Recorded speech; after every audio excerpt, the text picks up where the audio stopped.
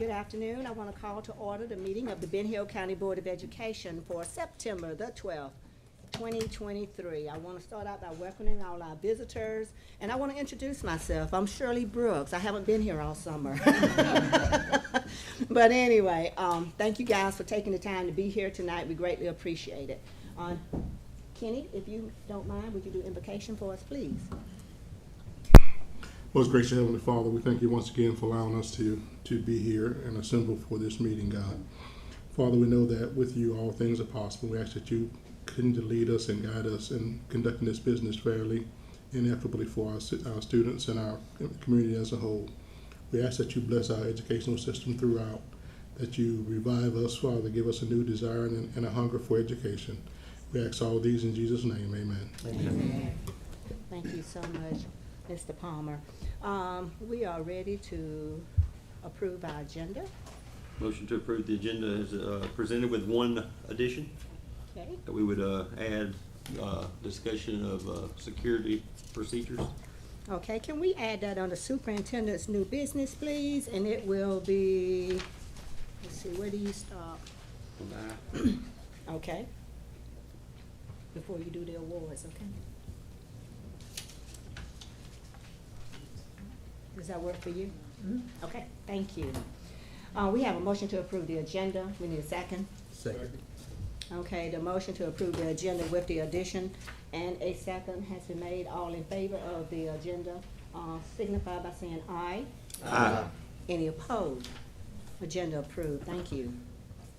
Okay, we have any announcements and recognitions? We have one announcement. We applied for the Safer Georgia Schools grant earlier this school year, and we actually were awarded that grant for $227,000 for 2 more SROs at our primary school and our pre-K. So once we get the budget in for that grant, along with Lee Cone, we will have 2 more SROs in our school district. That'll make 5 total. And the pre-K SRO will actually serve between pre-K and HTA. So we'll have one designated for 1.5 schools and Well, that is good. 2 schools and 1 for. And what is this grant again? I'm sorry. The Georgia Safer Schools grant. It was a $31 million grant that's in 2 parts. You could get up to $250,000 per district, and we have $23,000 more that we're going to be applying for. Wow. When the second grant opens up in October. What was that amount on? $227,000. One more question on that. Did we send our SROs for that training that they was having in Forsyth? Yes, ma'am. We did? Excellent. Okay.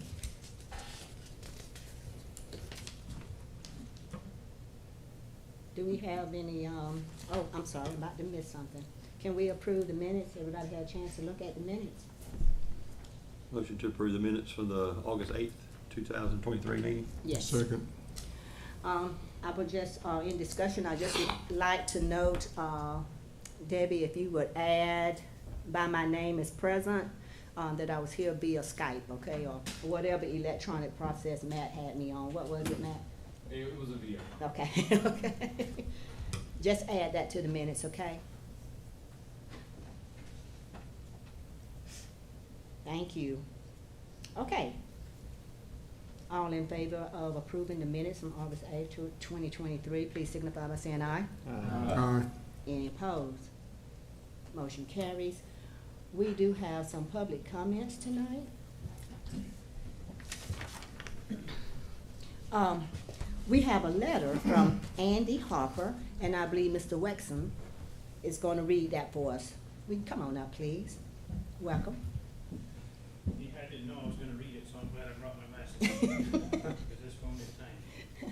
All right, it's, on behalf of Andy Harper, it says, good afternoon, I'm unable to be at this meeting tonight due to my job having me out of town in the state, therefore I have asked, it says Jeremy Cox, but not Jeremy Wilson, who graciously agreed to read my grievance to the board this evening. I would like to briefly add that what Jeremy is reading tonight is in no way a reflection to his opinion on this matter, but simply that he is just a mouthpiece for me since I could not be here in person tonight. So that's the legal disclaimer. This is not my opinion. This is Andy Harper's opinion. Okay. Okay? In order to set the tone, let me reiterate something that should already be understood. Every public servant works for the people. As one of those people, I'm here to give voice to the voiceless in those,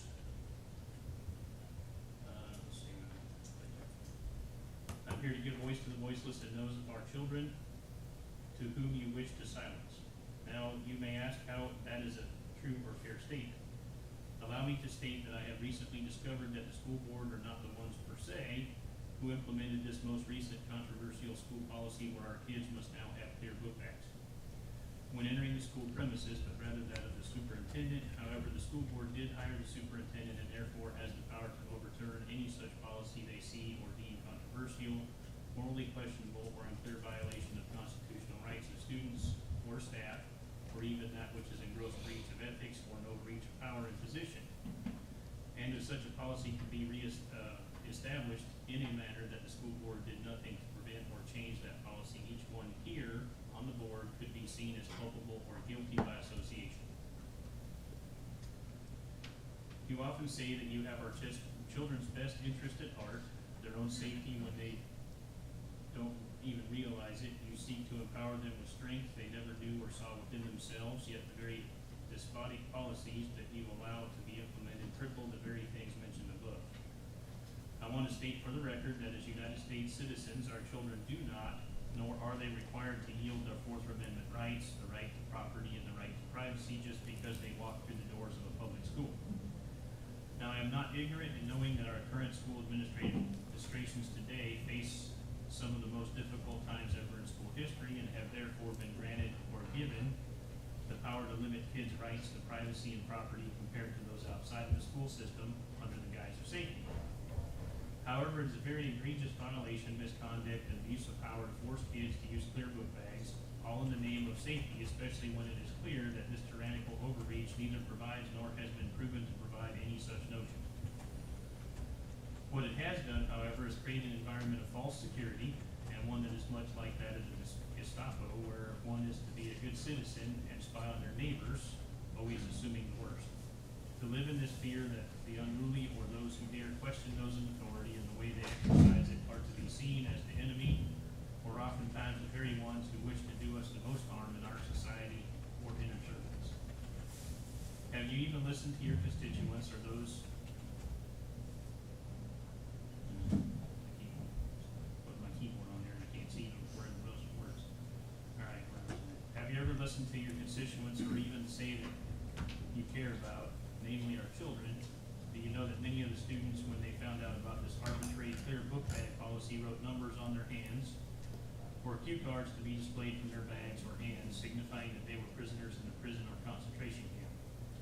This is not something that parents had their children do, but rather this is something that free-thinking, intelligent, educated young adults did themselves. They were able to process information given to them beforehand and form a conclusion. Sadly, that many adults in the community and on this board can't see themselves. By understanding their rights and know that this is a gross violation of that freedom to choose whatever book bag they want to carry their stuff in. Please indulge me to mention just a few dangers and violations of this policy entails. To a few dangers, regrettably, we can all admit that there have been predators who have roamed the very halls of our schools in Fitzgerald, and sadly there can still be a possibility some still in place, clearly hiding in plain sight, looking for the right moment to pounce, who have degrees by their names in psychology or the art of manipulative speech, in getting our children to open up about how they feel, think, or dare I say, wickedly seeking to encourage young impressionable minds to push past the normal teenage hormonal boundaries every child faces during the twilight years of their lives. And now a policy such as this gives open domain to hunt over corn because our kids who have once had protection in concealed book bags to their property, that often speaks to their character with their likes and dislikes, interests and hobbies.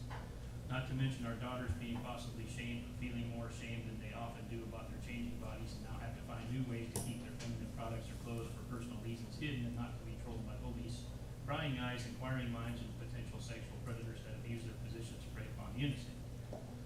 Moving along to the very nature of violations that this authoritarian policy produces, did you know that even with these clear book bags, they are not even made to pass through the new metal detectors, but rather they are handed around them to be glossed over, if that even happens at all. They are then handed back to the kids to move along their way like a good little compliant sheep, You say that you are about safety, but in retrospect, all you have done is create a false narrative to push the narrative, do as you're told, and don't ever question those in power who make the rules. I close with this request by asking that the clear book bag policy be reevaluated and overturned fully, or allow our kids to freely exercise their Fourth Amendment rights who deem to do so. Under the normal school guidelines and policies that do not infringe upon our children's constitutional rights, but follow the very own school policy under Rule 7 found within the school book bag policy guideline. Search and inspection by entering school premises with the backpack students' consent to have their backpacks visually inspected by school staff or security personnel. This procedure aims to maintain a secure environment without infringing on students' privacy rights. What I mean here is that my children and all children alike who wish to do so can carry a book bag of their choosing that does not violate decorum or decency policies already set in place, as long as those said individuals consent to having that book bag being searched every time they enter and exit and re-enter the premises of any public school they attend within our district. There's an FYI, I've never known any organization that has ever implemented a policy in place that was not first and foremost set in place for the owner on down to everyone, every employee that works for that organization to follow themselves unless you were Congress. Thank you, and sincerely, Andrew T. Parker.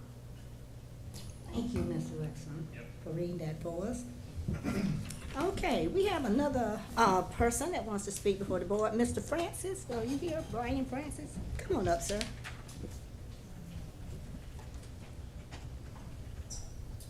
Good evening. Good evening. My name is Byron Francis. I am the Director of Programs and Operations for Street Smart Youth Project. So we're based out of Atlanta, Georgia. We are a nonprofit that provides intervention and prevention and supportive services for young people ages from middle school age all the way up into early adulthood. So we're here today because we have been funded by the state, Georgia Department of Behavioral Health, to provide those intervention and prevention services to a number of counties. Ben Hill County is one of those counties. So we've been active in the community for some time now, but wanted to come out to the board meeting today to formally introduce ourselves to you all and offer our support to the school system. We had the opportunity to meet with Mr. Heisman today at the middle school. We've done some programming earlier this summer where we did a week-long program that we provide, which teaches health decision-making, violence prevention, drug abuse prevention and awareness to our young people to kind of protect them on the front end. In addition to that, we do provide supportive services if there's ever a crisis or an emergency where a young person is dealing with addiction issues. We also provide housing for a number of our members, vocational job services, helping them find employment as they enter their teenage and early adulthood years as well. So those services are available. And again, I do have some rap cards in my business card as well to share with you. Our goal is to do a program in each of the schools. Today we had the opportunity with Mr. Heitzman to present during a lunch period. So what we did was a drunk goggle presentation where we put goggles on and simulate intoxication of various different and try to teach them how difficult it is to operate a vehicle, to walk or to maneuver, to just do simple tasks under the influence, to make them aware of how dangerous and how serious that drug abuse is. So we definitely had a number of members who we connected with earlier this summer come by the Monitor Enrichment Center today to reconnect with us. We've done college tours in the past. We did a college tour earlier this spring to Tuskegee University and Alabama State University.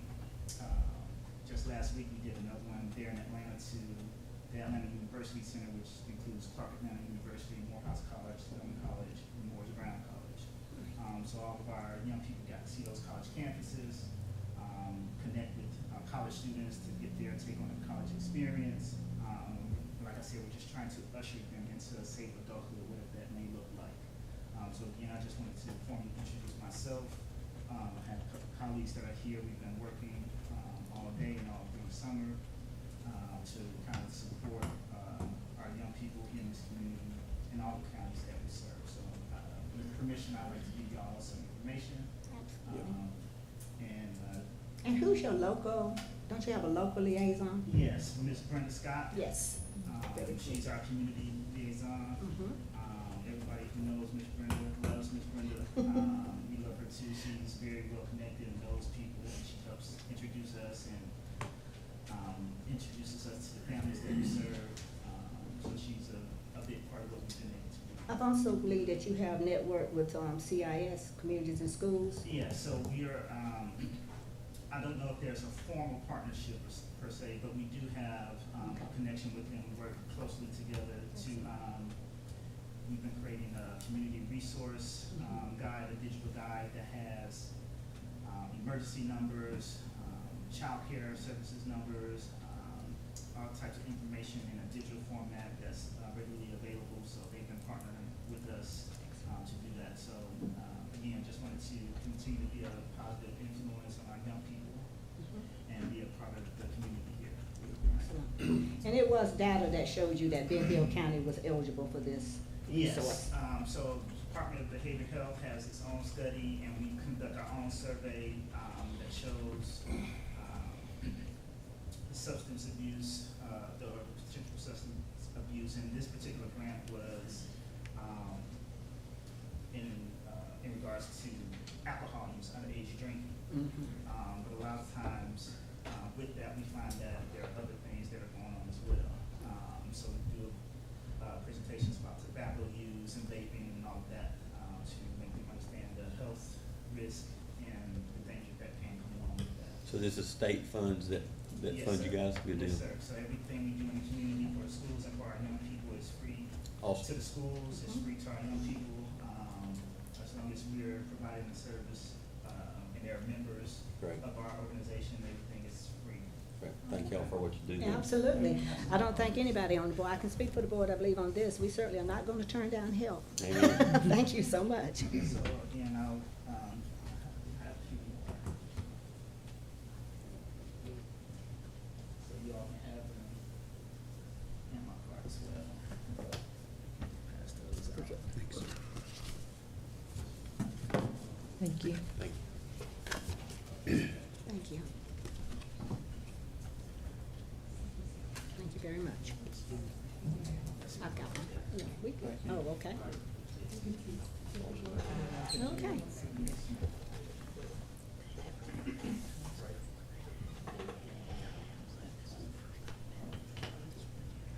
Thank you. Thank you. Thank you. Okay, thank you very much.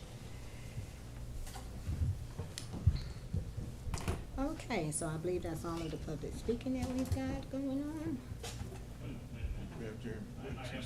Oh, I'm sorry, I didn't realize. Okay. So you got something too, okay. Usually I don't get to speak twice, but. Forgive me. I just wanted to mention a few small items. First of all, thank you guys for putting in some security measures for our students at the schools. And I just want to point out just a few small things that we need to think about as a community to make sure that we don't lure ourselves into a false sense of security.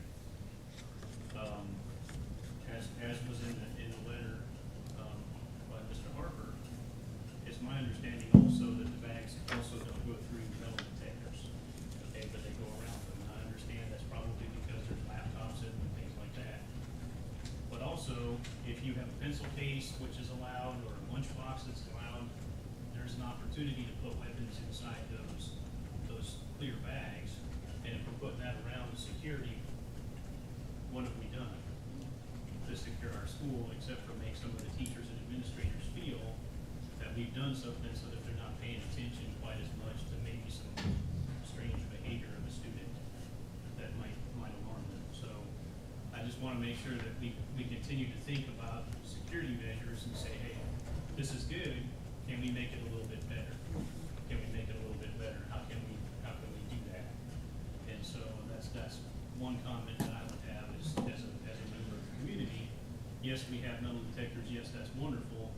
Are we using them to the full capacity that they can be used, and are we doing everything that we can? It doesn't make any difference to me whether we have a clear backpack or we don't, but I guarantee you there are people out there that can figure out how to get stuff into that school inside a clear backpack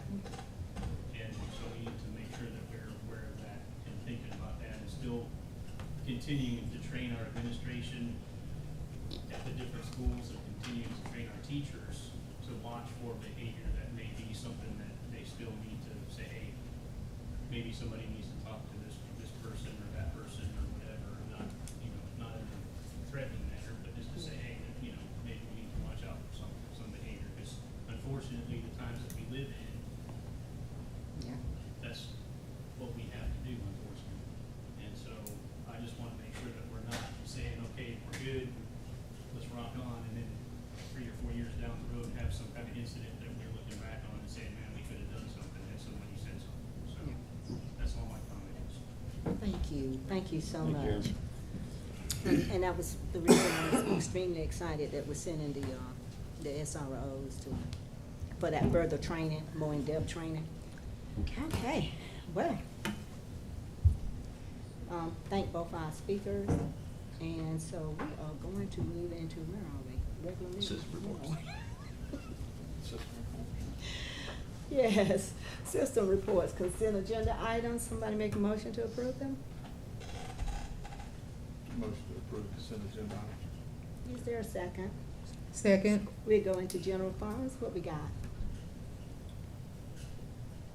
At this time on the general fund report, the report wasn't available. The district's books have not closed out under that section. So we will move on to the paid bills report. Okay, go ahead. Paid bills report for Fund 100. Total for that fund was $2,371,779.75.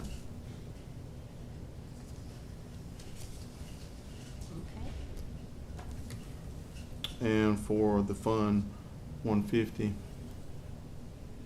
the total for that fund was $91,974.26.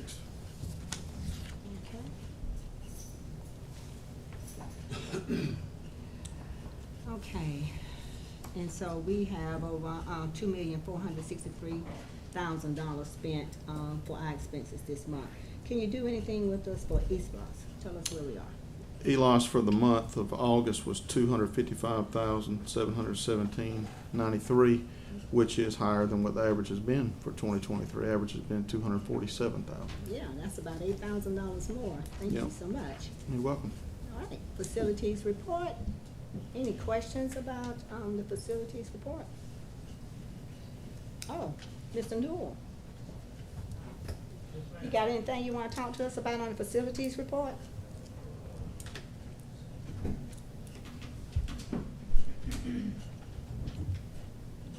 Just Everybody being so cool, I'm not starting. on their report, you know, pretty high. A lot of that's from when we had 2 power outages, surges, Oh, yeah. had to reset units, replace fuses. Especially at high school, that's what most of that is. We had 2 of those during storms. Closing out, hopefully, the renovations shortly. All the equipment's installed, waiting on a few small parts that force an HVAC unit, other than that, working on punch lists, still high schools. And you still got those doors coming, right? For high school, No, for, I don't know which school. You got to approve something about some door purchases? No? No, ma'am, that's door locks.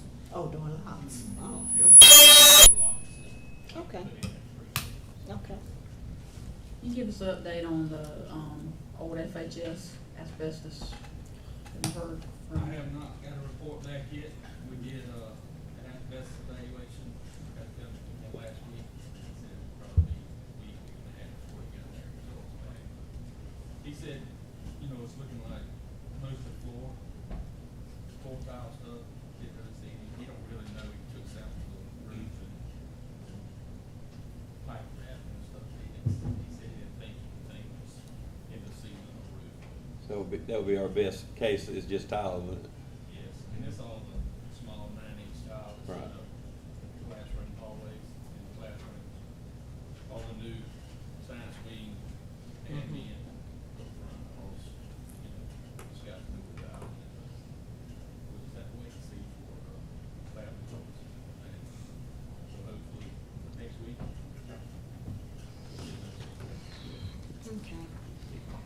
for those renovations, do we have the money for that? Would that come out of our, It's coming out of our TAN that we approved, that you all approved in August, I believe. okay, that's fine. Let's hope for the best. Thank you. Thank you. Okay, now, athletic financial report. Do y'all have any questions about the Fitzgerald High School College and Career Report or the Ben Hill Middle School?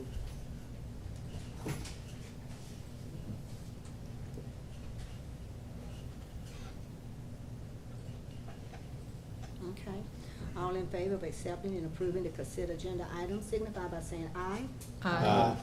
Any opposed? Motion carries. Transportation request is next. Look like everything is in state.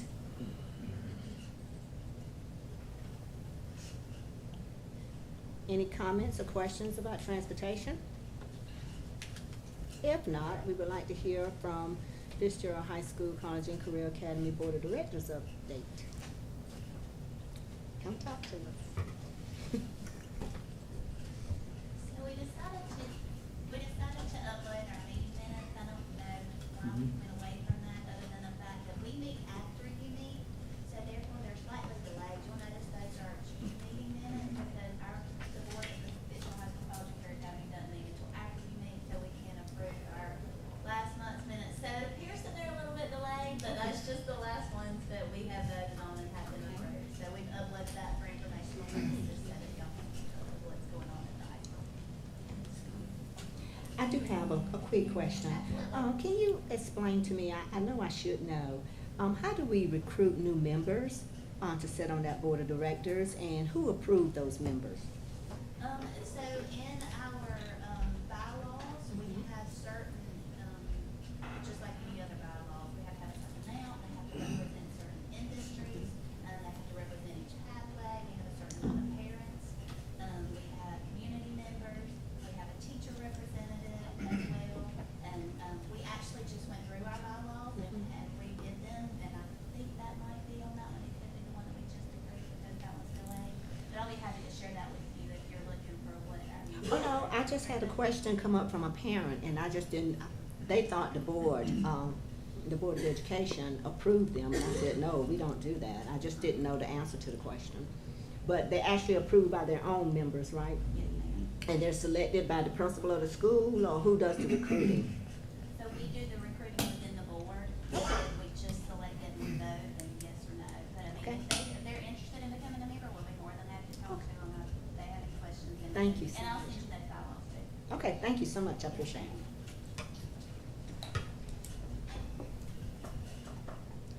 Did anybody have any other questions about that? Mr. Smith, we're ready for your technology report.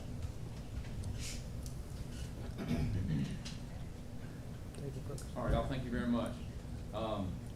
So just hitting a couple of the highlights, we've been supporting some of the various testing that's been going on, sort of the front year, testing, that everybody goes through.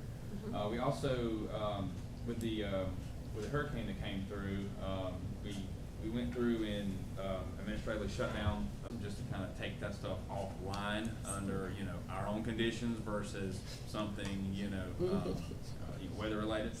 And then we also were able to help a little bit with the high school live streaming. I don't want to take too much credit for this because the high school's got a fantastic program and they leverage their students for it, and it's awesome. We just had a situation where everybody had to come together. Ms. Dix came together with us. The students were there. I can't remember who all it was, but it's just really a team effort to kind of get our first game kicked off and going with the live stream. Looking ahead, which with it being the 12th of September, we're sort of already now in the middle of these things. We're going to configure classroom phones for starting with the middle school, and then that'll flow down to the primary and wrap with the pre-K, and then that'll bring us into standardization with the classroom phone initiative that we got for the district, with the elementary and high school already having theirs, that is. And then also working with the business office to try to get ahead a little bit on the technology asset refresh budgeting, just getting some stuff into the budgets and having a little bit more of a coordinated approach to that kind of stuff. Any questions for Mr. Smith?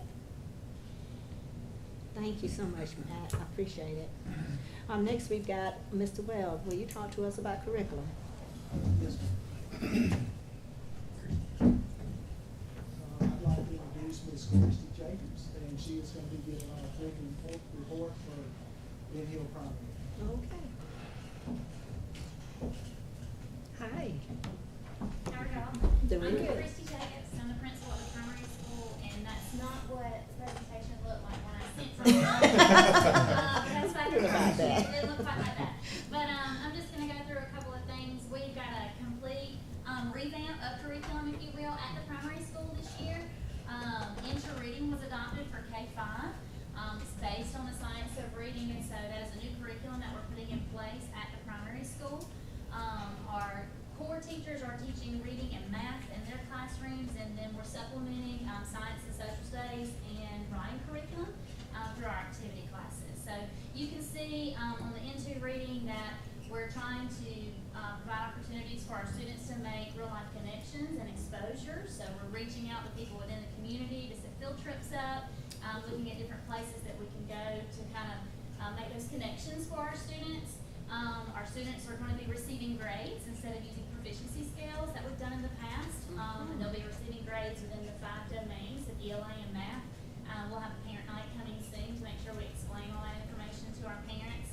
And then there's opportunities as well for inquiry and research projects that allows for project-based learning and for our accelerated and any students to be able to show their knowledge and go kind of beyond what that core instruction is. You'll see in math that the Georgia Department of Ed has adopted new standards K-12, so we're implementing those this year as well. Those are all manipulative based for our students to get that hands-on learning experience and make those connections. And then, like I mentioned, in our activity classes, through STEM, we're teaching all of our science standards to all grade levels. Through our media center, we're teaching the social studies standards to all grade levels. And then through art, we're incorporating creative writing. So with the pieces that they're creating either individually or as a class, they're doing creative writing. You may have noticed on our Facebook page that we've got a literacy initiative, and we've created BHP Reading at benhillschools.org, where we're encouraging parents to take pictures of their children either reading or reading to someone or with someone and send those in. Every Thursday we put out pictures of our students reading, either at the class or at home. And then that last page was just, I want to invite you all to come out to the school. Please come see what we're doing. We're having fun, we're making learning meaningful, and we're making connections with our students, and we would love for you to join us there. So I've got a curriculum update that went home with all of our students today, and it's on social media as well, but I'm going to give you all a copy, and it's got all the dates on the back, so we'd love to have you join us anytime. Excellent. Thank you. Thank you. Fantastic. I'll leave it.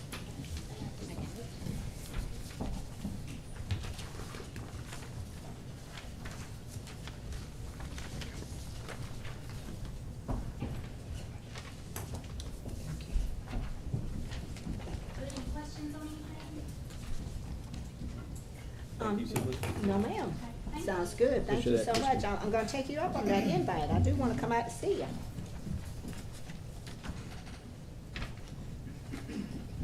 Okay, that takes care of you, Mr. Webb. You don't have anything else you wanna share?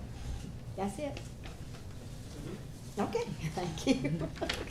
All right, we're gonna move right on into new business, and that starts with our superintendent's new business. You wanna talk to us about Georgia Milestone? Mr. Webb will, All right. one for my cue. Oh, okay, gotcha.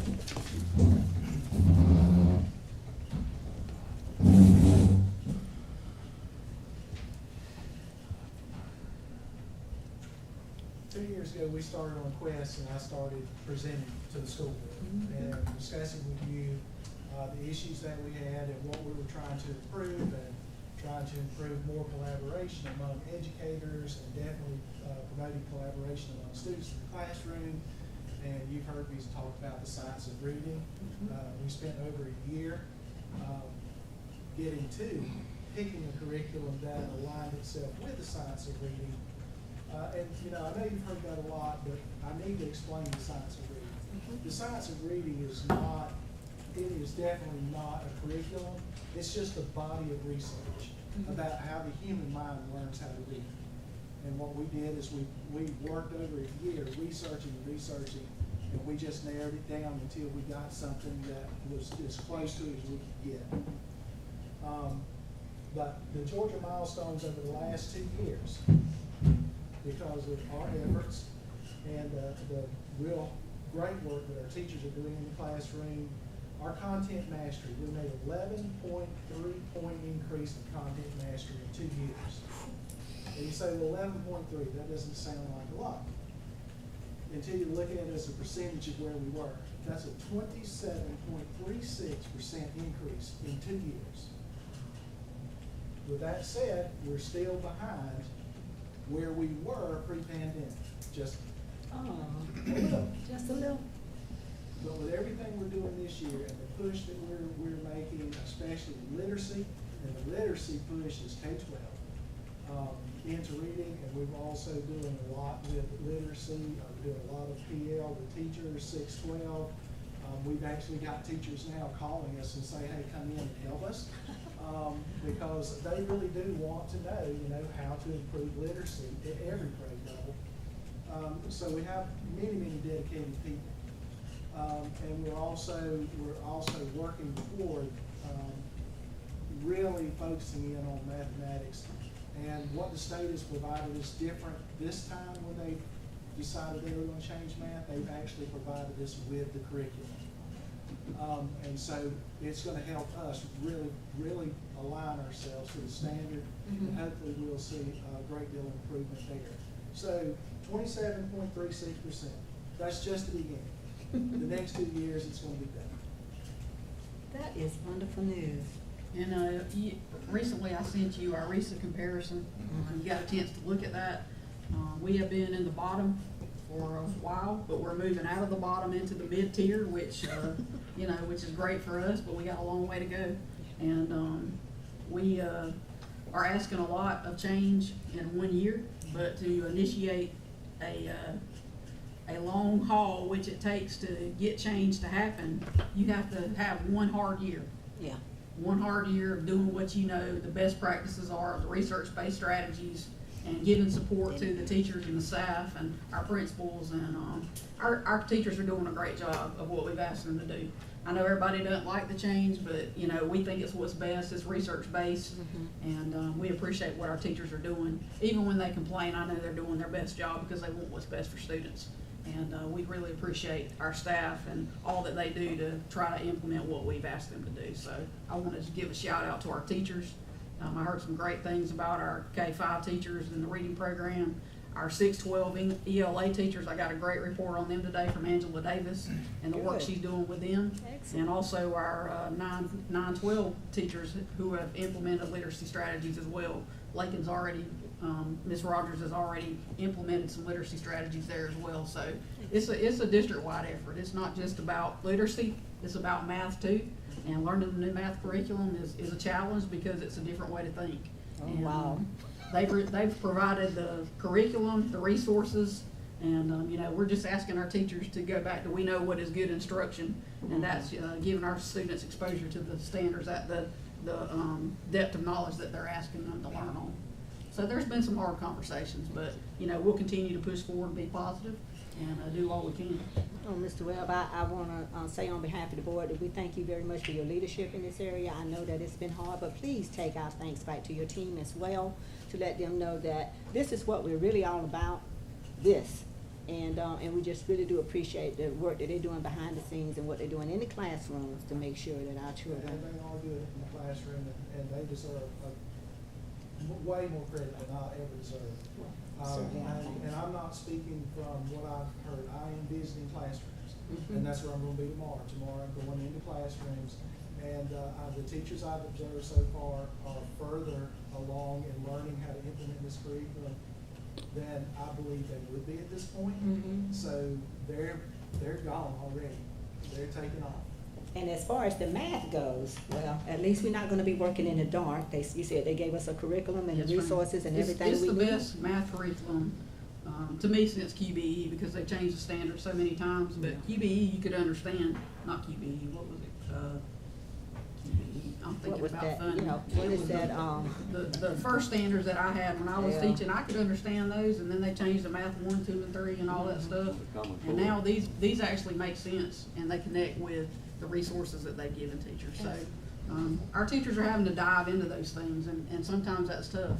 And to make changes when you've been used to doing other things is tough, but that's what we're called to do as educators and do what's best for our students. will parents be able to help their fifth graders with math now? I think we have to have some changes for the parents as well. Oh, no. Okay. But parents do have access to the same curriculum Okay. that we have. Okay, then, thank you. It's on your day. All you got to do is go to math. And it's you all grab there. it. It is. Excellent. Thank you so much. Thank you, thank you. All right, folks, we got a PO here that we need to approve. You wanna tell us a little about, that's what I was thinking doors, but those are door locks and window shields. The governor allocated $250,000 for our school system to spend on safety. And we had a walkthrough with Osceola Cuts at Ben Hill Primary School. These are the same door lock mechanisms that they have at the pre-K. This code red. And this is code red. So we want to purchase these actually at the primary school as well, because those are our most vulnerable students. They just need our attention here. So this is probably a fifth of our grant. So we are excited to do this at the primary school. And this total amount is coming to $54,400. The floor is open for a motion. I'll make a motion to approve. Is there a second? Second. Okay, any discussion, any further discussion? All in favor of the motion to approve the purchase order for the door locks and window shields signify by saying aye. Any opposed? Okay, motion carries, thank you. Discussion of grant application for the healthcare clinic at the high school. She's coming back. Ms. Dix is working with Ms. Kelly on this, and she's gonna give you some details about what the healthcare clinic committee talked about when they met. Right, so as Ms. Clement said, I'm here representing the school-based health center, the committee. There's several other committee members here today, and Ms. Bonnie Philly couldn't be here today, so I was selected to speak to y'all, but I'm not an expert by any means, so I'm gonna tell you what I know, and then we're gonna talk about it. First, I wanna start by saying, as you know, we have a school-based health center at the middle school, and that is a partnership with South Central Primary Care. It was a $120,000 grant. The school system was allocated $10,000 for the planning, and then we received $50,000 for the remodel of the facility itself. The other $60,000 went to our medical partner, which is South Central, because they provide the staffing, they provide all the equipment, and they provide all the supplies. And that is up and going, and according to South Central Primary Care, it's already self-sustaining, which is a big deal, because a lot of them across the state are not already self-sustaining. Basically, we provide the facility. All the rest of the responsibility falls on South Central Primary Care. They keep the staff and all of that. So now, the Georgia Department of Education has released another school-based health center grant. This one is for rural school districts, and they have requested that we apply again. They would like to see us put a school-based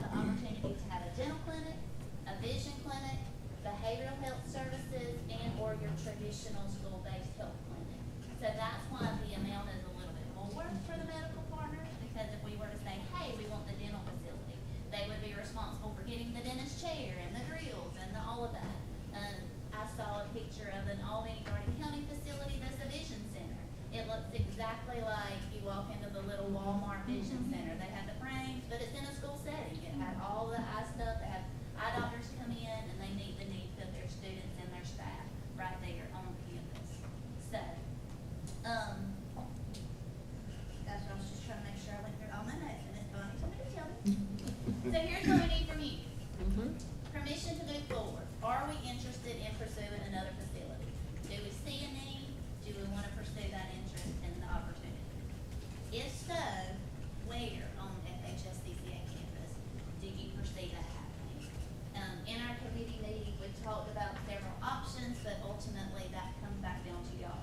While we have an amazing campus and it's rather large, we're at capacity almost. And so when we have looked at different places and different opportunities to have it, and Dr. Sims has been very open in the fact that there's really only one place in the building that we could make work with the amount of money that they've given, and, but it's right in the center of our building. And we can talk about all the safety issues of having a school-based health clinic right there in the center of your building, where we're trying to keep as much traffic out as possible.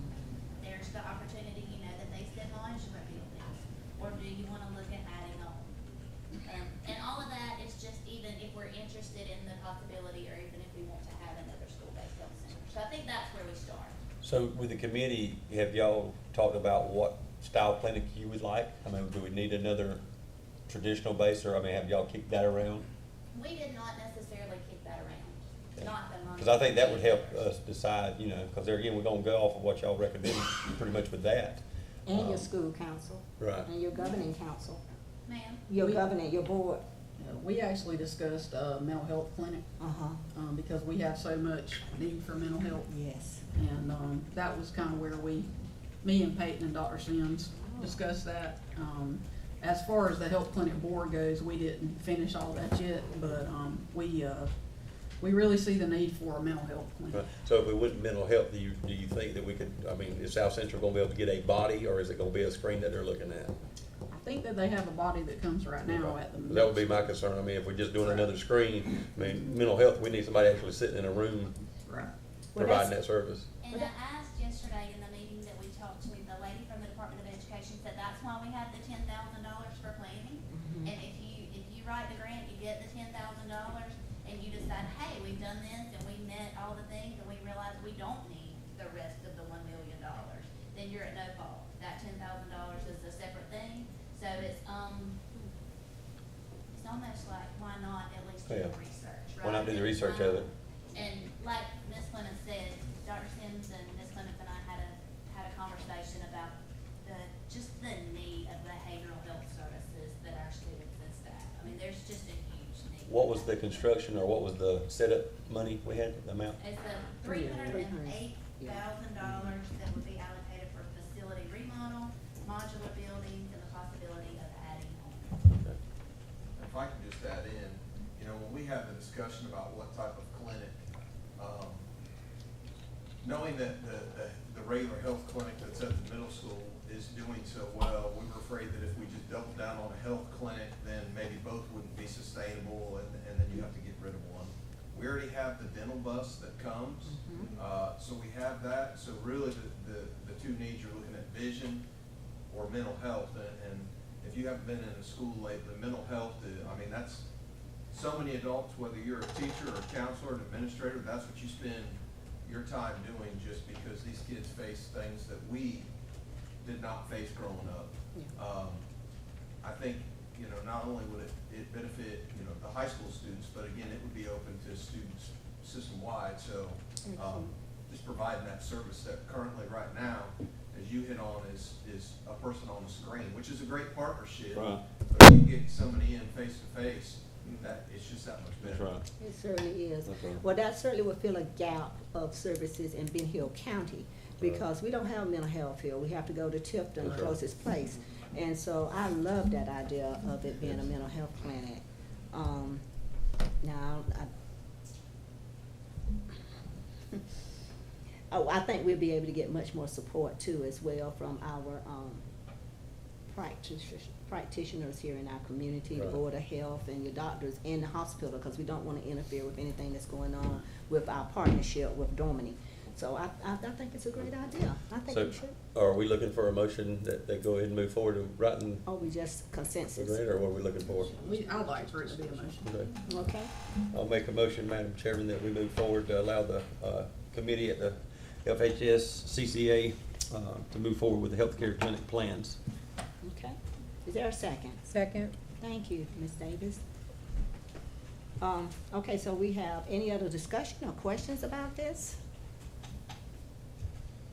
Okay, all in favor of moving ahead for the grant application, or at least doing the research and trying to figure out what we want to do with our clinic at Fitzgerald High School CCA, signify by saying aye. Aye. Any opposed? Motion carries. Thank you. Okay, fundraisers, primary school. Motion to approve all the fundraisers for the Ben Hill Primary School. A second. Anybody got any discussions? Raise that money. Yeah. Okay, all in favor of the fundraisers that have been, proposed to us from the primary school, signify by saying aye. Aye. Any opposed? Motion carries. Now we got fundraisers at the middle school. Is there a motion? Motion to approve. Is there a second? Second. Okay, we have a motion and second. Any discussion about the middle school and how they wanna raise money? Mr. Heisman got a hand raised. Okay, all in favor of the fundraising request from the middle school, signify by saying aye. Aye. Any opposed? Okay, motion carries. Thank you.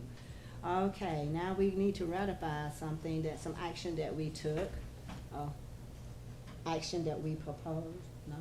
How you want me to say it? We need to officially vote for, the Presence Learning Contract. Presence. Presence? Presence, okay. Any questions about Just want this? to briefly give a kind of community. This is a contract that we contract out our services for special education, for testing, for diagnosis, things of that nature that we can't find a school psychologist to do anymore. So we have to outsource this to Presence Learning. Where are they out of, Don? I'm not really sure. I think it's maybe Ohio. So is this kind of tele? Yeah, Okay. it's Tell. Okay. It is? Yes, ma'am. Any other questions about it? A lot of systems are using this because nobody's going into school psychology now. Yeah. I'll make a motion to ratify the prior action on Presence Learning contract. Second. Okay, all in favor, say aye.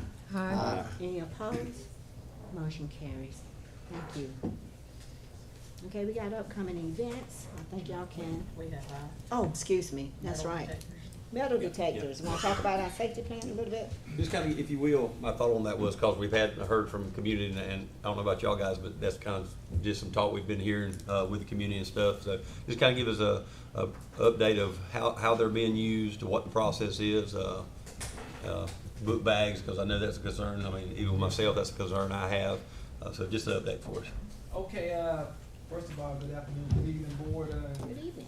Talking about school safety, and I can tell you this, and it's been stated by the governor and everybody else, that our number one priority in school is school safety. Education is a close second. And sometimes parents will never like to hear that, but education is second composed to school safety. And by doing so, if you look at our community, the community has changed. Every city has changed, and I go to so many safety conferences, and I come back with different things, and the hot topic now in Fitzgerald is the metal detectors and clear backpacks. We have 181 county school districts in the state of Georgia, and about 1/3 have already gone to metal detectors. About half backpacks. Our closest is Worth County. They have backpacks. They have mandatory backpacks. Doherty County. Valdosta was a backpack, but now they've gone to an open gate metal detector. Our metal detectors cost $3,500, and we bought 14. One of theirs costs $37,000. They have open gate, and you walk through it, and it just scans the whole body. So they went away from the clear backpacks because they have the open gate metal detector.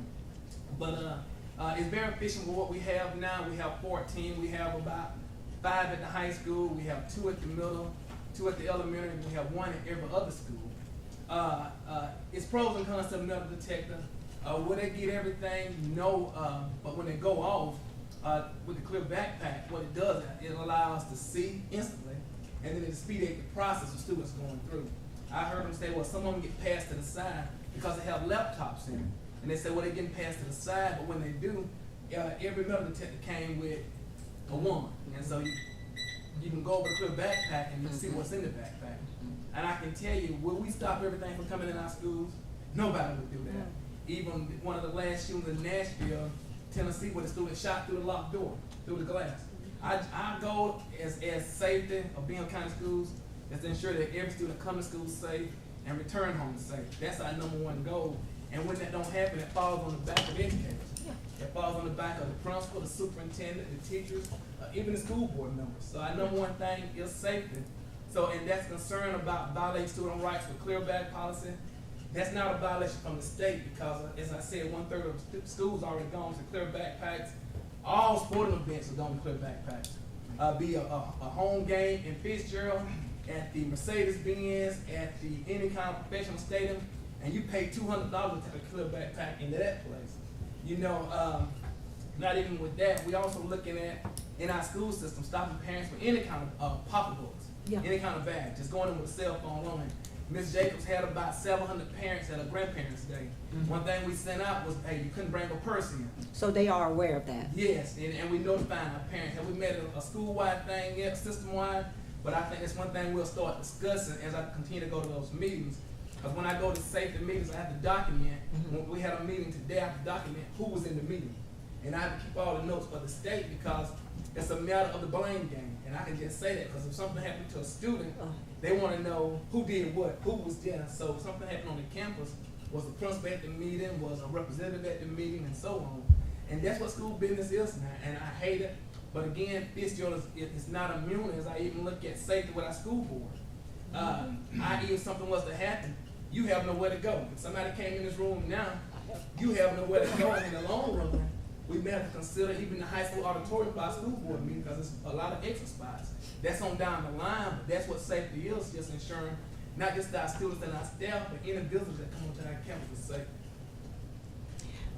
Thank you very much for that. I will say that at I believe it was the last meeting, y'all sent out some paperwork that showed the activities at other schools where shootings were still happening. I mean, now if you don't shoot enough people, you won't get to the news.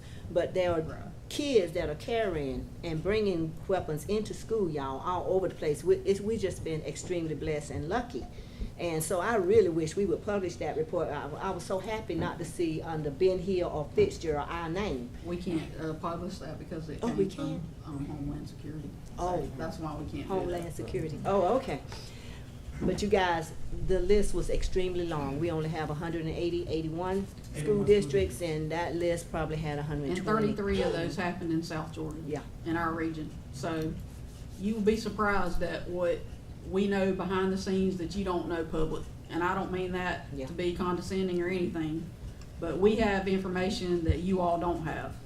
We know things that, you know, we can't tell people. We can't tell you what our safety plans are. We can't tell you anything. All we can tell you is that we're gonna keep your kids safe. Whether it's a clear book bag, a mesh book bag, or no book bags, it's our job to keep everybody safe. And when we make these decisions, we have a whole team from every school. We have a representative from every school that comes to our district meetings. We didn't have this 2 years ago. We just had people making one decision. But now we have representatives from every school and every element of our district. And we want you to know that we don't take these things lightly. Metal detectors are not something you want our kids to walk through. We don't want our kids to walk through metal detectors, but it's the way of the world. And we're just gonna try to do what's best, and we know that they're not easy decisions, and we know that there's people that are gonna be happy about it and not happy about it, but we have to do what we have to do for school safety. And it is our #1 priority. And we do understand that there's, you know, different opinions about it. But when you sit in this seat and you look at 3,000 students and 500 employees, and you think about sending one of them home in a body bag, there's nothing you can do for school safety that you'll ever regret. And I think one thing that I just want to ensure, and Mr. Wixon even said this in his comments, was let's just be sure that just because, and even Mr. Webb in his presentation, just because we've made some growth, let's not grow happy with that, right? We can always tweak and you And know, we you say. take Mr. Wixon and Mr. Harper's Right. Well, you say like the comments book bags without though, it. and now I'm speaking as a parent though. You know, the book bags, because I've asked my boys how it goes. You know, and I've talked to some of the staff that's doing it, and it's not a shot at them just to get them in trouble, but you know, the liability. I mean, our staff is not even able to really build relationships on a good rapport because they're having to do this. You know, what is the legal liability of our staff looking at that? What would it look like? And this is just for us to think about. What would it look like during the morning hours when we're taking students in, going through that process if we were to hire off-duty officers to fill that role? Just something for us to think about. And you know, those suggestions are always wanted. Absolutely. But you know, whatever our liability is, if a kid or a teacher dies or a staff member dies, our liability is we got to live with that forever. Right. Oh yeah, no doubt. And you know what, our teachers didn't, and our staff didn't go to school to be police officers. Right. But No now doubt. we're being called to be police officers and watchmen and all that. Right. And so we do the best we can do with the resources that we Right. have, and our resources are limited. Because I would like to walk through at Valdosta High School with the Echo, you know, Yeah. metal detectors or whatever they call them. 37,000. I mean, it scans for guns and everything, Right. but Oh, we yeah. just, you know, we We just saw can't those. afford that stuff. Right. And, you know, it's where you wanna put your money. Right. Amen. And if the governor didn't give us this stuff and we didn't apply for these grants, we wouldn't have any of this stuff. So, Right there, kind of just committed $8 million to metal detectors Right. and safety. And it's just, it's a bring me numbers off game. that, just that's the time we in now, and I just hate it. But our goal is to continue with a successful relationship with our students. Right. Cause we want them all to be safe. And is this the get our win off? It's not, because I can say this: we won everybody at the football games. We metal detect everybody at the football games. But if somebody want to ride by, you got 3,000 people in the stadium. So we just doing the best that we can do. You can always find a way. Right. So we're just doing the best that we can do every day with our students, but we want them to be safe, and we want them to have a productive time in school, but then If we sometimes cannot saving them- create a safe environment, no learning is gonna happen. Right. So we got to do what we can for that. Thank you so much, we appreciate it. But we appreciate public feedback and public Absolutely. comments, because we can only get better if you tell us your ideas. And we do look at the mental health aspect of our students. We have a partnership with Mercer, who give mental health to our students. We have anonymous alerts where our students can make anonymous alerts about some of the things that are going on in our district. We have mental health going on with our Hurricane Health Center. So we have invested a lot of money in these services, and if a parent knows anything, you can make an anonymous alert. We take everything seriously, and we want you to understand that we are your partner. We are not your adversary. We are your partner in Ben Hill County, and we do consider you family, and we want to send your children back to your family every day. So if you know something's going on, call the principal. You know, call me, call anybody up here and say, hey, look, I know this is going on. Can you look into it? And we definitely take it seriously, because we have staff allocated just for that. I'm very glad that you expanded well beyond the plastic bags, the school bags. It's a lot more that the school district is trying to do to make sure things happen. But and before we kids are leave, safe. before we leave the discussion of safety, I had a question. I know that we had an incident yesterday morning, a car wreck Yeah. Right. coming into the high school. I know that transfer trucks come down that road regularly, fast, and to me, being a newer member here, the entrance to the school, it's almost like the school zone doesn't set far enough back, or like we're not getting enough information out to the driver, hit the brakes, slow down. And we're working on that right now, because that was a project that has not been completed yet. So we're still waiting on DOT to do some things, but they do it at their own leisure. And so we're kinda at their mercy, and it was something that didn't happen when it should have, so it was done late. So, you know, I mean, I hate to say it, but you almost need a roundabout there. Oh, yeah. Or you need a red light there, or a caution light, or whatever it is, but the DOT, you're at their mercy. Yeah. So we're reaching out to different people to get that fixed, and we What- appreciate the people who are helping us with that. Yeah, it's just a concern. I mean, it's everybody got away from the wreck yesterday, but I'm just worried that we're And gonna there's find no ourselves in a other situation where nobody does. You know, there's no other outlet on the backside, so Correct. we gotta figure out, you know, how to how to make that happen with whatever resources we can find. Okay. And they try, Andy, just to follow up on that, they tried to have a sheriff's officer out there, but, you know, they're short employees too right Sure, now. sure. So they can't have one out there every day. You know, obviously the days they have one out there go a lot smoother, but that just happened to be a day where they had to allocate their resource somewhere else. I have one question for you, if, you know, if we need a traffic light or whatever, can we as the public do something to bother DOT to help you get that done faster? I'd say call them up. Yeah. Yeah. Call your Is there some representatives. Information on what exactly that you guys have planned for that, so that we can ask specifically for that? Yeah, I can get you that. Just give it a couple of days. I understand we've had a number of just minor fender benders as well, so if you can add all of that stuff up for the time that that school has been open and But give we- them some absolute But numbers. we definitely don't wanna add a We don't wanna fatality. agitate them, Yeah, well, we wanna definitely set not. us up. So, you know, we're working on that, like Jim said, some people are higher up are working on that Right, well, too, good. so. Okay. You know, We Good try to leverage discussion. all our resources to get some things done with our representatives and things like that. But dude, call your representatives. If you got issues with what's going on with DOT, call your representatives, because they'll make calls that we can't make sometimes. Harper's still over the DOT? No. He's No. not? Oh, he didn't move over to the ag, okay. I was just wondering. Okay, any other, comments?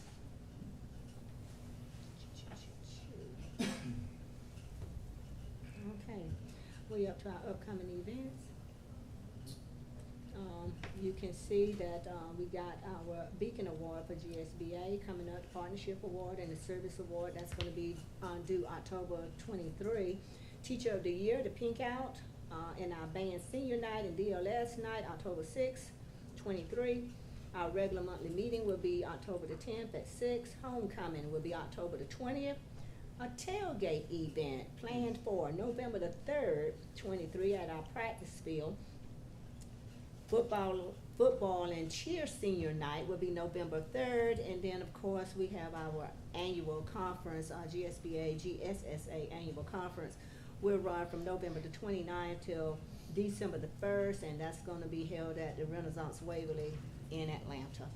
Okay. We are down to executive session. Does anybody need to go into executive session? Anybody got any questions about anything? Excellent. Going once? I need to go into. Oh, you do? executive. Oh, okay. Well, can I take recommendations and do the other stuff? Yeah, we do all the other stuff first. Okay, excellent. Let's look at our recommendations first. You can see that 10, 11, 12, and 13 are some that we are ratifying, that we have given our written approval for. But, would you mind reading those out for me? Yes, ma'am. Loretta Raffield, FHS-CCA part-time child nutrition worker. Shaniqua Dublin, FHS-CCA child nutrition worker. Diane Dees, transportation bus monitor. Latoya Wilcox, transportation bus monitor. And Robin Anderson, transportation bus monitor. Hal Wiley, substitute bus driver. John Mark Cheney, school volunteer for wrestling. Alfonso Burris, same. Pamela Carter, BHP as bookkeeper. And then to ratify the action taken on August 25th for Jennifer Newell, RTI teacher at Ben Hill Primary. Alyssa Mackey, Ben Hill preschool teacher assistant. Tiffany Jones, teacher assistant. And Bree Raymond, Ben Hill Primary School paraprofessional. Y'all have any questions about any of those? Motion to Yeah, approve, motion. motion to approve those, recommendations by the superintendent. Thank you, Mr. Carter. Any discussion? All in favor of those recommendations, please signify by saying aye. Aye. Okay, thank you very much. I do have a note, though, that I just want to bring up, and it's not anything about any of these people. But I would like to, maybe it's just me. If it's just me, then y'all tell me. Consistency is something that I'm missing on the new hires. I see we got a new way that we're doing the application, which is great, fantastic. Look like it's electronic and everything. But I don't have consistent information on everybody, the references, the recommendations. We're not seeing it for everybody. Is there a reason? Does it put it out that way like the last time? It's different system, but we'll take care of that. You know what I'm saying? I like, if I'm gonna see everything on Andy. You're just yeah, not getting everything. Then I wanna see everything on Shirley too and everybody else. We put a ticket in to combine the application. Right. Okay. So it's not so many pages and stuff. Mhm. So we're hoping Yoss is gonna help us to combine the application Well, so it looks like the other. Yeah, I like the application. I'm just saying I just can't. Will do. Okay, thank you. All right, resignations. Oh, yeah, didn't we just hire somebody we're just about to take their resignation? Okay, okay. Very informational. Okay. Okay, that's all informational. Do we need to read the recommendations? I mean, the resignations? No, Okay, or the transfers. okay. So personnel transfers are informational as well? Yes, ma'am. Okay, and then we do need to go do we need to go ahead and approve your termination? Yes, ma'am. Everybody had a chance to look at D under personnel and executive session about the, letter of termination. It's a motion to approve. Yes, Madam Chair. Madam Chair, make a motion to accept the termination of employment as given by the superintendent. Second. Any questions or discussion? All in favor of, accepting the recommendation of the superintendent for termination signify by saying aye. Aye. Any opposed? Thank you all. All right. So I guess that last item, we do need to go into executive session. The floor is open for a motion. Motion Second. to go into executive session for personnel Okay? reasons. Second. This is where we have to do a show of hands. Right hand, please. All in favor of going into executive session, raise your right hand. And that's everyone. Thank you. Motion carries. Give us a 5-minute recess. Do we need a 5-minute recess or y'all wanna go ahead and do it? All right, we'll just do it.